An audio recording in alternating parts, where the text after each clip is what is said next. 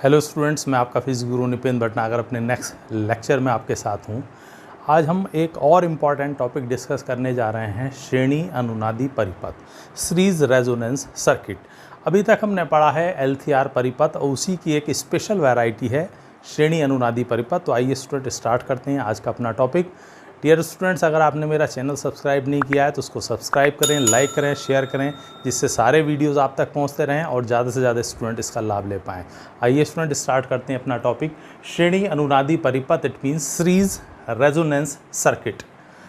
ये सिंपली एक LCR circuit है, जैसा कि हम पहले पढ़ चुके हैं। ये हमने एज्यूम किया है कि यहाँ कोई श्रेणी अनुनादी परिपथ में L प्रेरकत्व की कुंडली, C धारिता का संधारित्र और R प्रतिरोध इसमें लगा हुआ है। ठीक है, अब बात आती है कि जब ये LCR परिपथ है तो इसको उसकी स्पेशल वैरायटी कही जा रही है, तो ये होता क्या है। तो श्रेणी अनुनादी परिपथ ऐसा LCR परिपथ जिसमें लगाई गई वोल्टता तथा परिपथ में प्रवाहित मुख्य धारा कैसी हो, समान कला में। पहली कंडीशन है, जो वोल्टता हमने अप्लाई की है, प्रत्यावर्ती वोल्टता, और परिपथ में जो प्रवाहित मुख्य धारा है, उन दोनों में क्या होना चाहिए, समान कला होनी चाहिए। दूसरी बात, जो लगाई गई वोल्टता है उसकी आवृत्ति परिपथ की स्वाभाविक आवृत्ति के बराबर होनी चाहिए।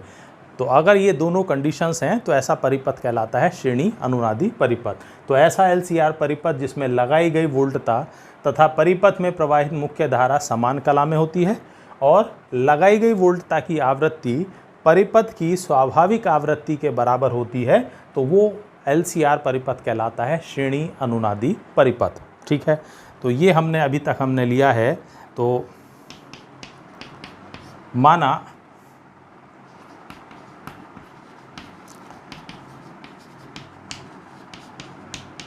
परिपथ में लगे, या इस तरह से ले लेते हैं, माना परिपथ में L प्रेरकत्व की कुंडली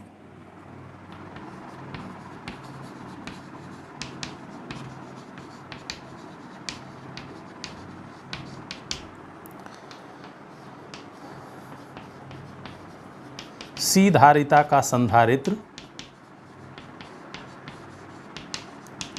व R प्रतिरोध लगा है। ये हमने एज्यूम कर लिया है, जो कि ऊपर परिपथ में दिखाया भी गया है। अब इसके बाद अगर कोई भी हम LCR परिपथ लेते हैं तो उसकी प्रतिबाधा कितनी होगी ये देखें। तो परिपथ की प्रतिबाधा, परिपथ की प्रतिबाधा Z इजकल टू होता है √R² plus XL minus XC, या XL डिफरेंस कह सकते हैं आप, होल स्क्वायर। चूँकि यहाँ डिफ माइनस है, तो स्क्वायर है, तो चाहे डिफरेंस लें या माइनस लें, दोनों स्थिति में वो पॉजिटिव ही आएगा।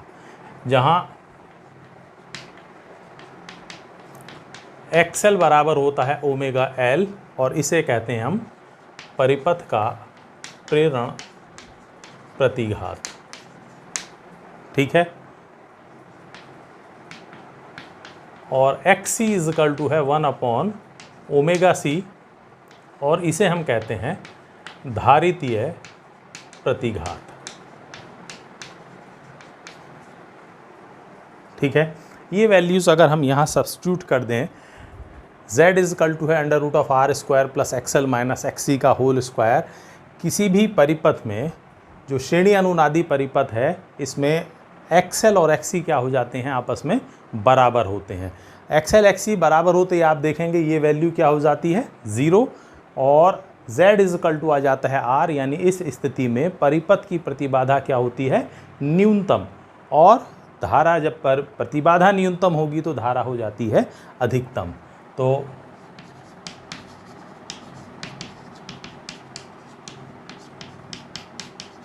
श्रेणी अनुनादी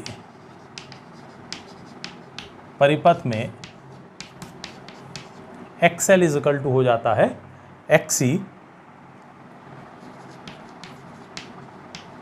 अतः परिपथ की प्रतिबाधा Z हो जाता है minimum and that is equal to R. XL minus XC की बराबर होते ही वैल्यू हो जाती है 0। तो श्रेणी अनुनादी परिपथ में अनुनाद की स्थिति में चूंकि परिपथ होता है तो उस समय प्रतिबाधा का मान हो जाता है न्यूनतम, और जब प्रतिबाधा न्यूनतम होती है तो धारा अधिकतम बहती है। प्रतिबाधा न्यूनतम होने के कारण परिपथ में अधिकतम धारा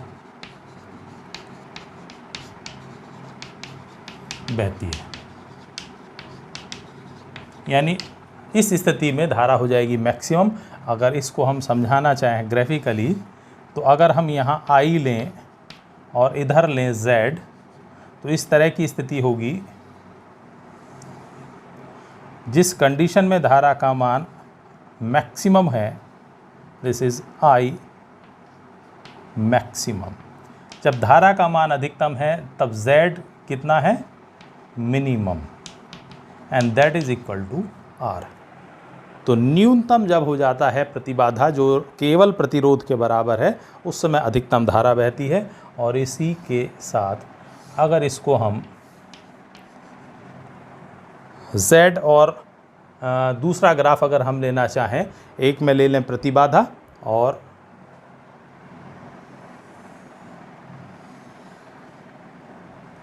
इस तरह की स्थिति अगर आप दिखाएं,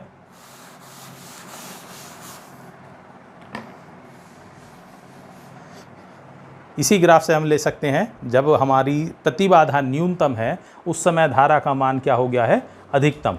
तो इस प्रकार से हम रिप्रेजेंट कर सकते हैं I मैक्सिमम को Z के साथ, ठीक है। और अगर हम इस समय दूसरा ग्राफ लें, आवृत्ति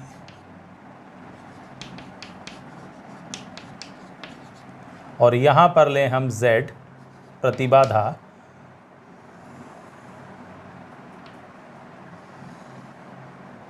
तो इस प्रकार यहाँ पर ये होगा FR कह सकते हैं आप, R for resonance. Resonance frequency पर प्रतिबाधा का मान न्यूनतम हो जाता है और ये वैल्यू होगी Z minimum and that is equal to R। तो प्रतिबाधा और आवृत्ति या धारा और प्रतिबाधा के बीच में ग्राफ ड्रॉ करें तो इस प्रकार की स्थिति हमें प्राप्त होगी। यहाँ पर ये कंडीशंस है, तो इस प्रकार से हमने लिया है श्रेणी अनुनादी परिपथ। अब बात आती है कि ये कंडीशन कब प्राप्त होती है, यानी केवल इसमें हम सारी चीज़ें देख रहे हैं तो L की वैल्यू आप चेंज नहीं कर सकते, जो भी आपने प्रेरकत्व लगाया है वो एज इट होगा। C भी हम परिवर्तित फ़िलहाल यहाँ नहीं कर पा रहे हैं, R नहीं परिवर्तित कर सकते। तो इसका मतलब है केवल आप ओमेगा, और ओमेगा में ओमेगा इजकल टू होता है 2πf, तो परिपथ में लगाई गई आवृत्ति को, वोल्टता की आवृत्ति को आप परिवर्तित अगर कर रहे हैं तो किस कंडीशन में ये हमें ऑब्टेन होता वो देखेंगे।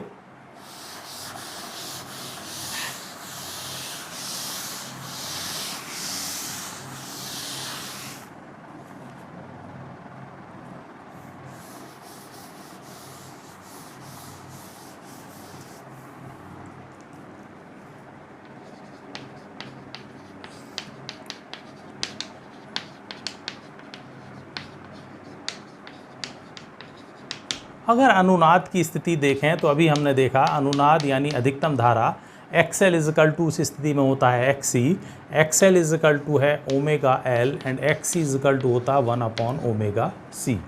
ओमेगा को अगर इधर ले आएँ तो क्या आएगा, omega square is equal to 1/LC या ओमेगा इजकल टू 1/√LC। ये परिपथ की कहलाती है कोणीय आवृत्ति। हम जानते हैं ओमेगा बराबर होता है 2πf and that is equal to 1/√LC, या यहाँ आ जाएगा F is equal to 1/2π√LC। और यह परिपथ की अनुनादी आवृत्ति कहलाती है।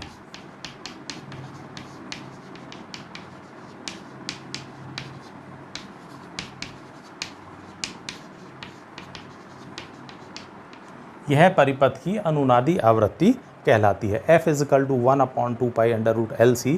तो अगर ये कंडीशन आवृत्ति की है तो उस समय XL इजिकल टू हो जाएगा XC, परिपथ की प्रतिबाधा न्यूनतम होगी Z इजिकल टू R, और उस समय अधिकतम धारा बह रही होगी परिपथ में। तो वो स्थिति कहलाती है अनुनाद की स्थिति, और अनुनादी आवृत्ति है ये। इस प्रकार के परिपथ में XL और XC जस्ट आपस में इक्वल होते हैं, चूँकि XL XC इक्वल हैं तो VL VC इक्वल होंगे, और जो परिपथ में लगाई गई वोल्टता है उसकी तुलना में VL और VC, चूँकि VL VC का पूरे V पर कोई प्रभाव नहीं पड़ रहा, VL और VC एक दूसरे को क्या कर रहे हैं, निरस्त। तो VL और VC का मान लगाई गई वोल्टता से भी अधिक हो सकता है, तो ऐसे परिपथ को हम कहते हैं वोल्टता लाभ परिपथ, यानी यहाँ हमें वोल्टता का लाभ प्राप्त हो रहा है, तो इसलिए इस परिपथ को हम कह सकते हैं वोल्टता अनुनादी भी कह देते हैं, क्योंकि यहाँ वोल्टता का लाभ प्राप्त आपको नज़र आ रहा होगा। ठीक है, तो इस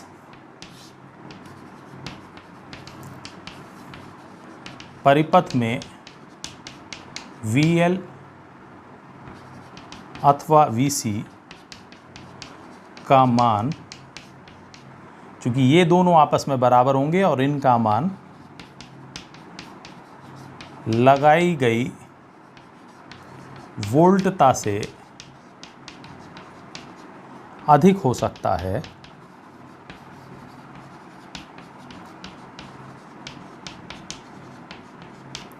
अतः इसे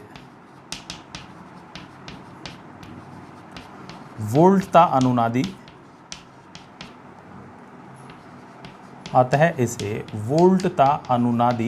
परिपथ भी कहते हैं।